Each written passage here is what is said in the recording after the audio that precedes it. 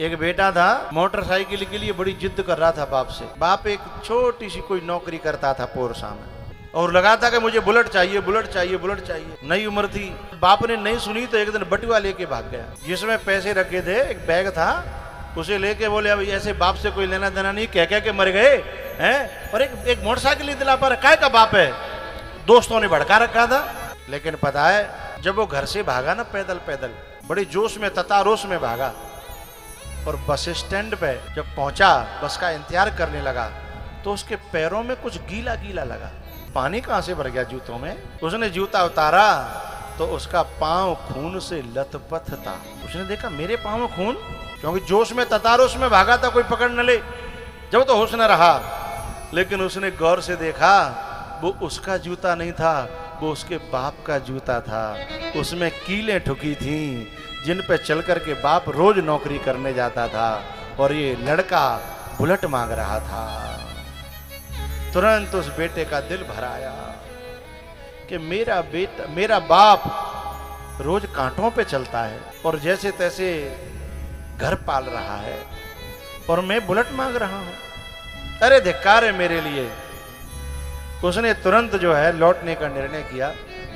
उसने देखा कि मैं देख तो लूं बटुआ में पैसा कितने हैं क्या है।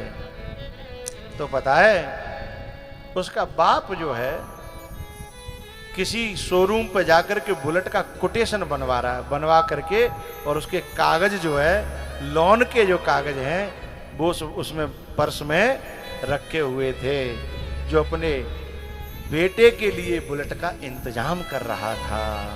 और वो भी नगद नहीं कर पा रहा था तो लोन करा रहा था। इस बेटे का दिल भर आया।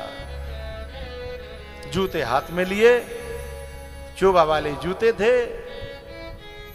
चोबा ठुके थे उसमें। लौट करके आया और पिताजी के पांव में गिर पड़ा। पिताजी ने उठा करके गले से लगाया, बोले बेटा क्या हुआ, क्या बात है। तब उसने बताया पापा मैं आपका बटुआ लेके भाग गया था, धोखे से मैंने आपके जूते पहन लिए थे, उनमें जो कीलें ठुकी देखी ना तो मेरा हृदय भर आया। मैं आपकी परिस्थिति नहीं समझ पाया। मेरे दोस्तों ने मुझे भड़का दिया था कि तेरे बाप के पास पैसा की कमी नहीं है, पर वो तुमसे छुपाता रहता है, हैं? मैं तो उनकी बातों में आ गया। पापा सॉरी, मुझे क्षमा करना। आज के बाद कभी बुलेट नहीं मांगूंगा और अब मैं कुछ ऐसा काम करूंगा जो मेरे पापा को फटे हुए जूते न पहनने पड़े।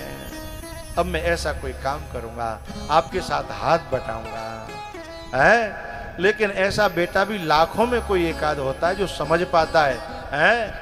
नहीं तो संसार के उन संग के दोस्तों के चक्कर में आकर के उन्हें शौक पूरे करने के लिए माँ बाप की आत्मा को कुचलते रहते हैं लोग। वे बेटा नहीं है, बेटा के नाम पे बोलो कलंक है, कलंक है।